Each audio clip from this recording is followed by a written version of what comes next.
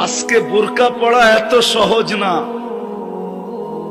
আজকে হাত মোজা পা মোজা পড়া এত সহজ না।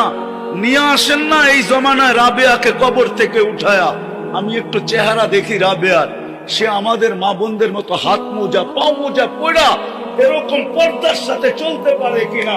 কেননা রাবেয়ার জমানায় সহযোগিতা ছিল দিনের উপরে চলা, এখন তো কোনো সহযোগিতাই নাই।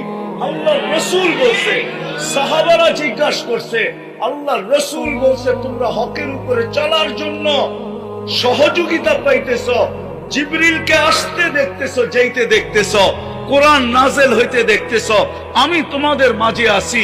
এক জমানা আসবে তোমাদের আমল একটা করবে, তোমাদের চেয়ে 50 গুণ বেশি সওয়াব পাবে। আমাদের মা বোনদের ভিতরে রাবেয়া বসরির চেয়ে বড় আল্লাহওয়ালা আছে, হতে পারতো যদি মেসেজ যাইতো।